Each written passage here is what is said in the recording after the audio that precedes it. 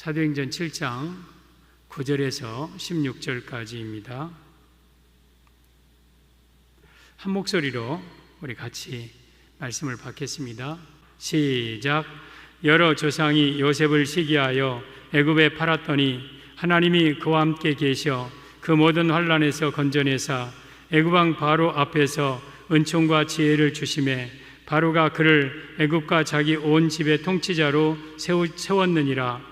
그때에 애굽과 가나안 온 땅에 흉년이 들어 큰 환난이 있을세 우리 조상들이 양식이 없는지라. 야곱이 애굽에 곡식 있다는 말을 듣고 먼저 우리 조상들을 보내고 또 재차 보내매 요셉이 자기 형제들에게 알려지게 되고 또 요셉의 친족이 바로에게 드러나게 되니라. 요셉이 사람을 보내어 그의 아버지 야곱과 온 친족 75사람을 청하였더니 야곱이 애굽으로 내려가 자기와 우리 조상들이 거기서 죽고 세겜으로 옮겨져 아브라함이 세겜 하몰의 자손에게서 은으로 값주고 산 무덤에 장사되니라. 아멘. 예수님의 은혜와 평강이 여러분에게 충만하기를 축원합니다. 우리 예수님만 붙들고 생명처럼 이겨내기를 바랍니다. 마지막 때일수록 우리가 더욱더 예수님 붙잡아야 될 때입니다. 꼭 기억하시고 예수님 붙들고 한 사람도 지옥 가지 않고 다 천국 가기를 주님의 이름으로 축복합니다.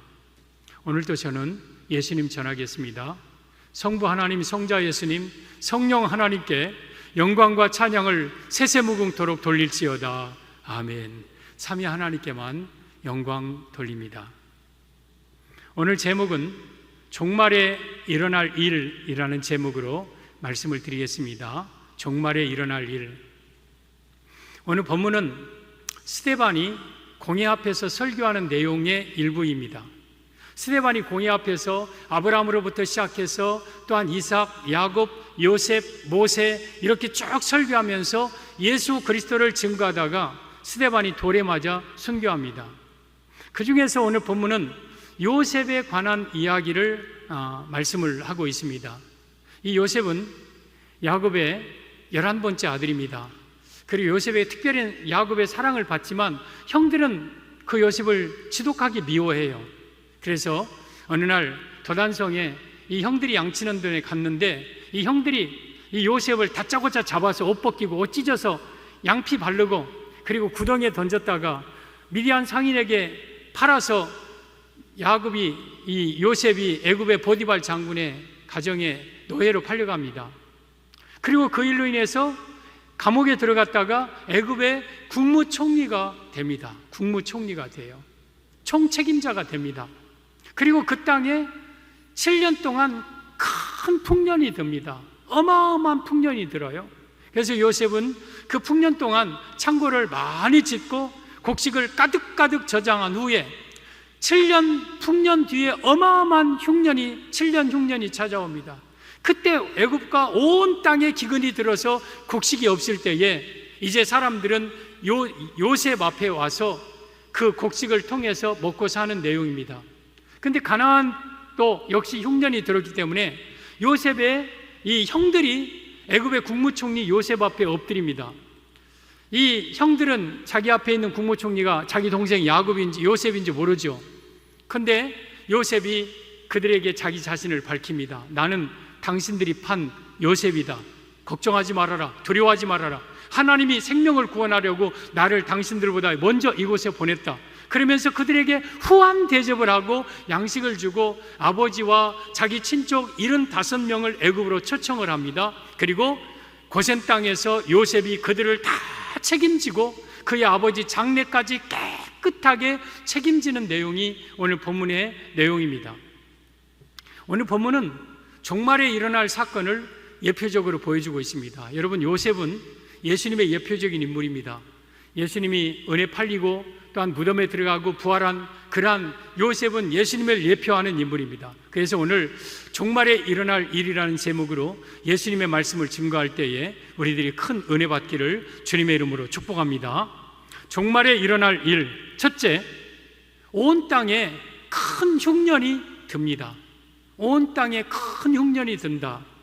11절에 오면 그때에 애굽과 가나안 온 땅에 흉년이 들어 큰 환란이 있을 때 우리 조상들이 양식이 없는지라. 애굽의 온 땅에 큰 흉년이 들었다. 이 말씀은 곡식이 떨어졌다는 것은 영적 양식, 말씀이 떨어졌다는 의미이죠. 그래서 이 말씀의 의미는 종말에는 큰 말씀의 기근이 옴을 의미합니다. 사랑하는 성도 여러분, 애굽에서 일어난 일은 여러분 종말에 말씀의 기근 시대가 올 것을 의미하는 거예요. 여러분, 이 기근은 애굽뿐만 아니라 가나안과 온 땅에 기근이 왔습니다. 말씀의 기근은요, 여러분 어느 국지적으로 아니면 부분적으로 오는 게 아니라 온 전 세계의 말씀의 기근의 시대가 앞으로 종말에 오게 되는 겁니다. 여러분, 요셉이 하루는 꿈을 꾸죠.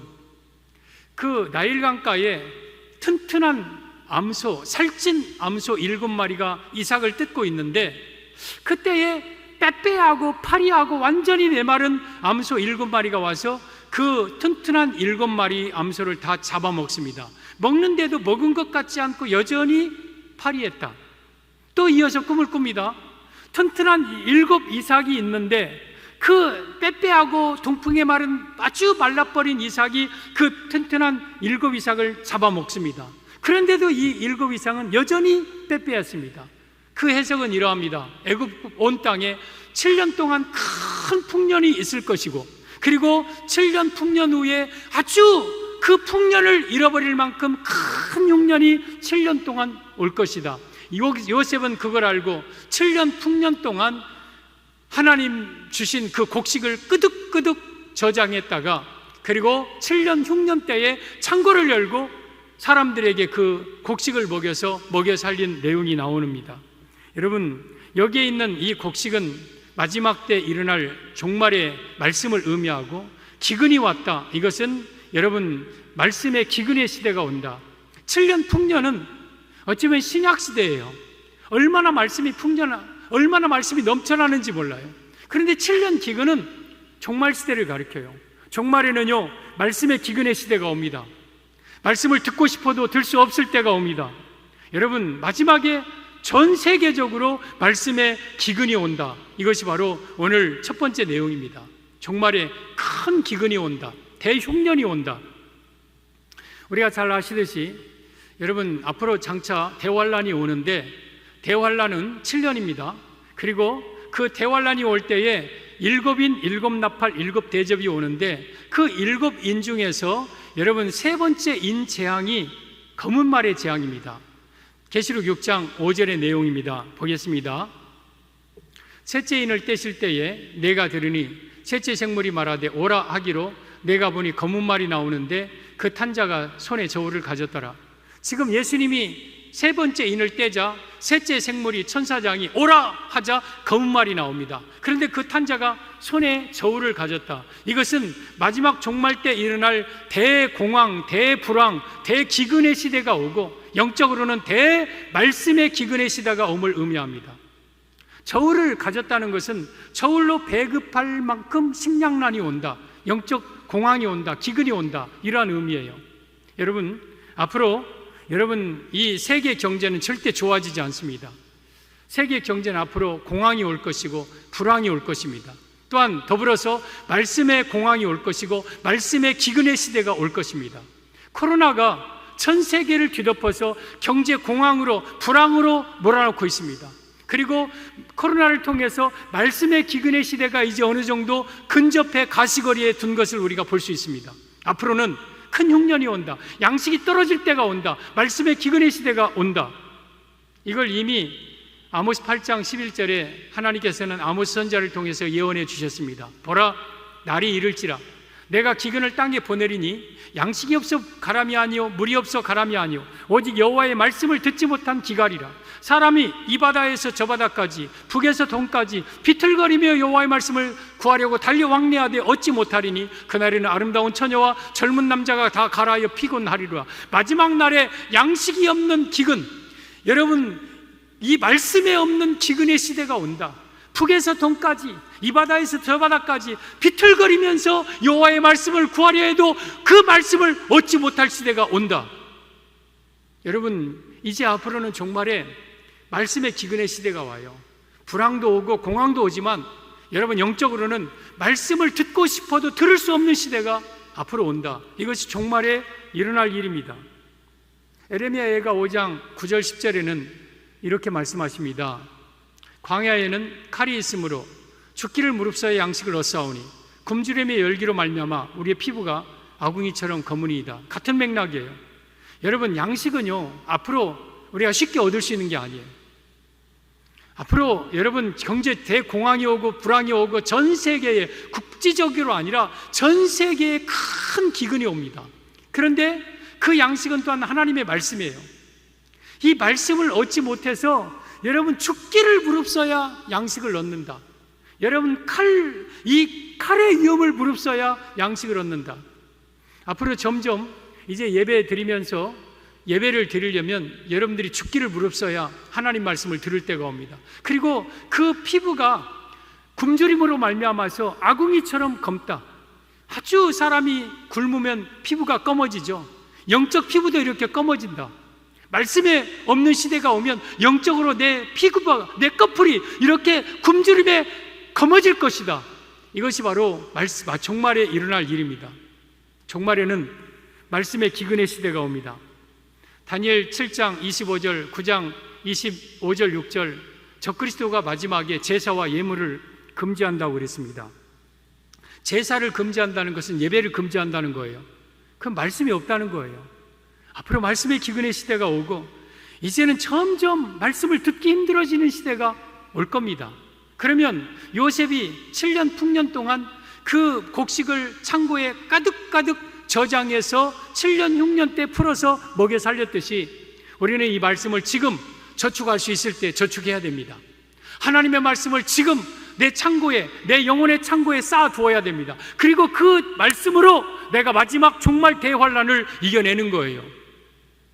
여러분들은 말씀을 마음속에 깊이 새기시고 말씀을 많이 저장하십시오. 그래야 우리가 종말 대환란 때 저장된 말씀으로 우리가 먹고 예수님을 만날 수가 있는 겁니다. 여러분, 온 땅에 큰 흉년이 들었다. 이 말씀은 종말에 말씀의 기근의 시대가 옴을 의미합니다. 종말 때 일어날 일, 둘째, 애굽에는 곡식이 있습니다. 애굽에 곡식이 있다. 12절에 보면 야곱이 애굽에 곡식이 있다는 말을 듣고 먼저 우리 조상들을 보내고 또 재차 보내매. 지금 가나안 땅에 있는 야곱이 저 애굽에는 곡식이 있다는 말을 듣고 자기 아들들을 이 애굽에 보냅니다. 또 재차 또 보냈다. 그러면 애굽에 곡식이 있다는 것은 여러분, 애굽에 누가 있습니까? 요셉이 있어요. 요셉에게 가면 곡식이 있다는 뜻이에요. 요셉에게 가면 양식이 있다는 뜻이에요. 그러면 요셉은 예수님을 예표하는 인물이죠. 그래서 이 말씀의 의미는 아무리 말씀의 기근의 시대가 와도 예수님 앞에는 하나님의 말씀이 있음을 의미합니다. 그래서 예수님 앞에 나온 자는 하나님의 말씀을, 양식을 먹을 수가 있는 것입니다. 당시 모두 기근이 와서 어디에도 양식이 없어요. 그러나 오직 한 사람, 요셉 앞에는 말씀이 있어요. 양식이 있어요. 그래서 요셉에게 엎드린 자는 모두 다 삽니다. 여러분, 그런데 사람들은 요셉을 거부하는 자들이 있었을 거예요. 안 가. 내가 저 히브리 종에게 왜 가? 난 절대 안 가. 못 가. 그런 사람은 굶어 죽었어요. 그러나 요셉에게 가서 총리님 하면서 그 앞에 엎드린 자는 모두 양식을 먹고 그 기근을 이겨내게 됩니다. 여러분, 여기에 있는 요셉의 형들이 지금 이 애굽의 국무총리 자기 동생 요셉에게 가서 엎드리죠. 총리님, 우리는 가나안 땅에서 나온 한 아버지의 아들로서 지금 양식을 구하러 왔습니다. 돈을 가지고 왔습니다. 그러면서 몇 차례를 통해서 내 얼굴을 보아라. 그러자 이들이 국무총리 얼굴을 봅니다. 어디서 낯익은 얼굴이에요. 그런데 히브리 말로 나는 당신들의 판 동생 요셉입니다. 그러자 이들이 기겁을 합니다. 아, 우리가 애굽에 판 그 요셉이 국무총리 우리 눈앞에 있어. 큰일 났다. 이제는 우리가 죽었다. 그때 요셉이 그들에게 말합니다. 당신들이 나를 팔았으므로 두려워하지 마소서, 안심하소서. 당신들이 나를 이곳에 판 것 같지만 하나님이 생명을 구원하시고 당신들보다 먼저 나를 이곳에 보내셨나이다. 당신들의 아버지와 모든 형제 자매들을 데려오셔서 내가 봉양하겠나이다 했어요. 여러분, 요셉은 그 형들이 사실은 죽여야 돼요. 자기를 그렇게 고통스럽게 하고 자기를 애굽에 판 형들을 용서할 수 없는 거예요. 그러나 요셉은 그 형들을 용서했을 뿐만 아니라 후하게 그 형들을 대접하고 그의 식구까지 책임지는 요셉의 모습입니다. 여러분, 요셉의 형들은요, 당시 유대인들을 가리켜요. 유대인들, 바리새인들, 대제사장들, 서기관들, 또한 사두개인들, 이 사람들은 여러분, 예수님이 자기 땅에 와서 자기를 살리러 왔지만 예수님을 잡아 죽였어요. 그래서 당시 반드시 여러분, 예수님은 그 사람들을 죽여도 돼요. 그러나 예수님은 그 유대인들을 용서할 뿐만 아니라 유대인들에게 구원을 주게 됩니다. 이것이 바로 요셉이 형들에게 베푼 은혜예요. 우리도 마찬가지예요. 우리도 과거에 예수님을 부인하고 예수님을 미워해 당장 죽어야 될 인생이, 우리 예수님께서 우리를 용서하셨을 뿐만 아니라 예수님 앞에 나온 자들에게 생명의 양식을 주어서 우리로 하여금 생명을 주셨어요. 이것이 바로 예수님이 우리에게 베풀어 주신 은혜입니다. 여러분, 애굽에 양식이 있다는 것은 예수님께 나아가면 하나님의 말씀이 있음을 의미합니다. 그래서 우리는 종말 때 예수님에 나와서 하나님의 말씀을 들어야 우리가 살아가는 거예요. 요한복음 6장 35절에 오면 예수님 이렇게 말씀하시죠. 예수께서 이르시되 나는 생명의 떡이니 내게 오는 자는 결코 줄이지 아니할 터이요 나를 믿는 자는 영원히 목마르지 아니하리라. 예수님이 자기를 가리켜서 생명의 떡이다. 내게 오는 자는 줄이지 아니할 것이고 나를 믿는 자는 목마르지 아니할 것이고. 여러분, 그러면 줄이지 않는다는 것은 떡을 준다는 뜻이고 목마르지 않는다는 것은 물을 준다는 뜻이에요. 예수님께 나오면 떡, 생명의 양식인 하나님의 말씀을 주고 물은 생수, 영원히 목마르지 아니하는 성령의 생수를 주어서 누구든지 예수님 앞에 나오면 그의 육과 그의 영혼을 살린다는 의미입니다. 그러므로 우리는 예수님 앞에 나와서 생명을 얻는 거예요. 사랑하는 성도 여러분, 예수님 앞에는 말씀이 있습니다. 여러분들이 죽기를 무릅쓰고 예수님 앞에 나와서 말씀을 통해서 여러분들이 생명을 얻기를 바랍니다. 여러분, 당시 애굽의 국무총리는 여러분 히브리 종 출신이에요. 종. 원래 여러분 히브리 가나안 사람들 애굽의 속국이에요. 속국. 그런데 그 종 출신이 와서 국무총리가 돼 있는 거예요. 그리고 여러분 노예 출신이고 감옥에 들어갔다 나온 경험이 있는 죄수 신분이에요. 그리고 고작 나이가 요셉이 국무총리 될 때 30세, 예수님을 정확하게 예표하죠. 예수님이 공생에 시작할 때 30세, 아직 약관의 나이예요. 그러므로 사람들이 요셉의 신분과 요셉의 혈통과 요셉의 나이와 외모만 봐서는 사실 요셉에게 나갈 이유가 없어요. 지금도 마찬가지예요. 예수님이 이 땅에 오신 초림의 모습은요, 너무나도 초라한 모습으로 오셨어요.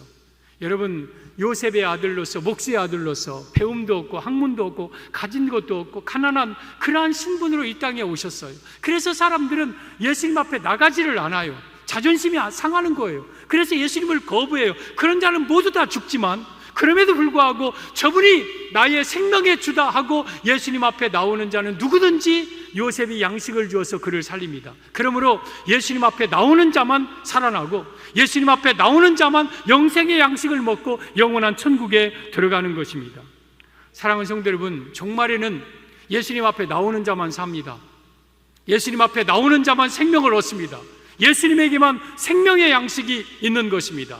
그러므로 우리는 예수님 앞에 나와 엎드려 생명의 양식을 날마다 공급받아서 영적 생명과 육체적 삶의 풍성함을 누리면서 살아가야 될 겁니다. 종말에 일어날 일, 첫째는 애굽 온 땅에 큰 흉년이 들었다. 마지막 종말 시대에는 말씀의 대기근의 시대가 온다. 둘째, 애굽에는 양식이 있다. 예수님께 나오면 하나님의 말씀이 있음을 보여주고 있습니다. 종말에 일어날 일, 셋째, 요셉이 친족을 청합니다. 14절에 보면 요셉이 사람을 보내어 그의 아버지 야곱과 온 친족 75사람을 청하였더니, 지금 요셉이 자기 아버지와 온 친족 75명을 애굽에 초청해서 먹여 살리고 그들을 책임져 준다. 이 말씀의 의미는 예수님은 자기 백성을 책임지시고 끝까지 구원하심을 의미합니다. 사랑하는 성도 여러분, 우리 예수님은요, 자기 백성을 반드시 책임집니다. 그리고 끝까지 구원하십니다. 애굽에 내려온 요셉의 친족 75명은요, 애굽의 고센 땅에다가 요셉이 처소를 마련합니다. 그리고 그들에게 먹을 것을 주고 그들에게 입을 옷을 주고 그리고 그의 삶을 다 책임져 주고 보호해 주고 또한 죽으면 장례까지 치러주고 그 75명은 요셉이 완벽하게 책임져 주십니다. 여러분, 우리가 예수님 앞에 나온 하나님의 백성들은 예수님이 여러분의 삶을 다 책임지십니다. 여러분의 먹을 것, 여러분의 입을 것, 여러분의 자녀, 여러분의 장래, 또한 여러분의 위험 속에서 다 보호하시고 여러분의 죽음, 그리고 천국까지 우리 예수님은 여러분을 완벽하게 보호해 주십니다. 그러므로 우리가 예수님을 믿고 의지할 때에 우리 예수님은 우리의 삶을 다 책임져 주시는 거예요. 우리가 과거에는 하나님의 백성이 아니었습니다. 과거에는 우리가 예수님과 관계없는 자였습니다. 그런데 이제는 예수님을 내 마음속에 모시고 이제 예수님의 백성이 되고 하나님 나라의 백성이 되었습니다. 베드로전서 2장 10절에 오면 너희가 전에는 백성이 아니더니 이제는 하나님의 백성이요. 과거에는 우리가 하나님의 백성이 아니었어요. 근데 이제는 하나님의 백성이 되었고 전에는 긍휼을 얻지 못하였더니 이제는 긍휼을 얻은 자니라. 이제는 하나님의 백성이 되어서 하나님의 긍휼을 입은 자예요. 그래서 우리는 이제 하나님의 백성이에요. 이 75명 중에 우리가 포함되어 있는 거예요. 나 비록 약하지만, 나 비록 히브리 사람이지만, 나 비록 연약하지만 요셉의 영향 아래서 여러분 있는 75명은 안전하고 든든하고 저 천국까지 인도하는 거예요. 나 비록 부족하지만 연약하지만 내가 75명이 포함된 하나님의 자녀로서 하나님의 백성으로서 우리 예수님 우리의 삶을 완벽하게 책임지시니 두려워하지 말고 염려하지 말고 저 천국까지 우리 예수님은 반드시 여러분들을 인도해 주실 것입니다. 사랑하는 성도 여러분, 우리 예수님은 자기 백성들을 구원하십니다. 자기 친족들을 다 천국으로 인도하십니다. 요셉이 자기 벌벌벌벌 떨고 있는 형제들에게 이런 말을 합니다. 창세기 45장 11절에 흉년이 아직 5해가 있으니 내가 거기서 아버지를 봉양하리이다. 아버지와 아버지의 가족과 아버지께 속한 모든 사람에게 부족함이 없도록 하겠나이다 라고 전하소서. 여러분, 앞으로 흉년이 5해 남아있다. 앞으로 다가올 대환란이 남아있는 거예요. 지금은 대환란이 아니에요. 코로나는 대환란으로 가는 길목이에요. 우리가 한 번도 경험해보지 못했던 온라인 예배, 그리고 예배 나오면 이런 통제되는 것, 때로는 이것도 다 지금 대환란으로 가는 어쩌면 마지막 길목이에요. 그러므로 여러분들이 코로나를 너무 두려워하지 마십시오. 코로나가 여러분 어쩌면 예수님의 재림을 앞당기는 길이에요. 이건 반드시 있어야 돼요. 그리고 교회가 이렇게 때로는 온라인 예배 드려서 저도 속상하고 저도 제 마음이 정말 원통하기도 하고 하지만 이것도 다 전체적으로 볼 때는 하나님이 하시는 일이다. 그래서 교회 안에 진정한 알곡과 가라지를 골라내기 위한 하나님의 백성들을 골라내기 위한 하나님의 과정이고, 이런 핍박과 앞으로 더 무서운 핍박과 고난이 와야 예수님이 재림하는 겁니다. 그러므로 여러분들이 교회가 이렇게 핍박당하고 막 교회가 이렇게 공격받고 이거에 대해서 너무 속상하지 마십시오. 이런 일이 있어야 한다고 예수님은 반드시 말씀하셨어요. 예수님이 말씀하신 일이 지금 이루어지고 있는 거예요. 사람의 마음속에요, 미움과 원한과 감정을 가지고 살면 안 돼요. 우리 성도들도 마찬가지예요. 왜 이 정부는 이럴까? 왜 이렇게 할까? 그런 마음 갖지 말고요, 이것도 다 하나님이 하시는 일이다. 궁극적으로 선한 일을 이룬 하나님의 과정이고, 하나님이 하시는 일은 다 좋은 일이다. 여러분, 애굽에 흉년이 들지 않았더라면 요셉이 국무총리 될 수도 없었고, 요셉의 형제들 아버지 여러분 애굽에서 만날 수도 없고, 고센 땅에 좋은 축복을 차지할 수도 없는 거예요. 그래서 로마서 8장 28절에 우리가 알거니와 하나님을 사랑하는 자 곧 그 뜻대로 부르심을 입은 자들에게는 모든 것이 합력하여 선을 이루는 거예요. 흉년이 앞으로 5년 남은 것도 은혜예요. 앞으로 대환란이 남은 것도 은혜예요. 그러면서 요셉이 그의 형제들에게 내가 당신들을 부족함이 없이 봉양하리이다 그랬어요. 우리 예수님이 우리에게 하신 말씀에 지금 내가 너희들을 부족함이 없게 하겠다. 앞으로 대환란을 두려워하느냐? 앞으로 영적 기근, 말씀의 기근 다 두려워하지 말아라. 너희들이 내 안에 75명 나의 친족이 되었으니, 나의 백성이 되었으니 내가 너희를 부족함이 없도록 내가 너를 지켜주겠다, 채워주겠다, 예수님이 말씀하시는 거예요. 그러므로 어떠한 어려움이 와도 두려워하지 말고 낙심하지 말고 우리 예수님이 나를 책임져 이 땅에서, 고센 땅에서 축복하고 재앙을 지키고 보호할 뿐만 아니라 내가 이 세상 떠나면 저 가나안 땅 천국으로 나를 장래 지내줄 것이고 내가 천국으로 인도할 것이라는 확신을 가지고 이 어려울 때를 예수님 붙들고 예수님 바라보면서 힘을 내시기를 바랍니다. 우리 요셉은 예수님의 예표적인 인물이에요. 요셉을 통해서 우리는 예수님을 볼 수 있는 거예요. 특별히 오늘 기근이 왔다는 것은 종말적인 사건을 보여주고 있는 거예요. 그 종말 앞으로 7년 그리고 여러분 5년 남은 기간 요셉이 형제들을 다 책임져 주셨듯이 우리 예수님은 저와 여러분을 다 책임져 줄 겁니다. 두려워하거나 염려하지 말고 여러분 정말 예수님께 모든 걸 다 맡기고 오직 예수님 붙들고 예수님 안에서 살아가시기를 바랍니다. 오늘 요셉 사건은 종말에 일어날 일을 미리 보여주고 있는 예표적인 사건입니다. 온 땅에 큰 흉년이 들었다. 마지막에 경제적인 공황, 불황, 검은 말이 오지만 또한 영적으로는 말씀의 기근의 시대가 온다. 하나님 말씀이 앞으로는 정말 듣기 힘들 때가 온다. 그러므로 여러분들은 지금 말씀이 있을 때에 여러분의 영적 창고에, 마음의 창고에 하나님의 말씀을 차곡차곡 저장하십시오. 그리고 그걸로 마지막에 대환란을 먹고 살아야 됩니다. 두 번째는 애굽에는 곡식이 있었어요. 다 굶주렸지만 요셉에게는 양식이 있었다. 예수님께는 하나님의 말씀이 있음을 의미합니다. 그러므로 광야에 칼이 있고 내가 때로는 죽기를 부릅서도 여러분 하나님 앞에 나와서 말씀을 들을 수 있는 한 예수님께 나와서 말씀을 듣기를 바랍니다. 그리고 세 번째는 요셉이 모든 친족을 청합니다. 여러분 하나님의 자기 백성들을 예수님은 다 구원하시고 다 책임져 주십니다. 앞으로 종말에 대해서 두려워하거나 염려하지 말고 내가 75명의 예수님의 친족 속에 포함되어 있다는 것 감사하시면서 우리 예수님은 여러분들을 다 지키고 먹이고 때로는 천국까지 우리를 구원하실 줄 믿습니다. 이 은혜가 우리 온 성도들에게 임하시기를 주님의 이름으로 축복합니다.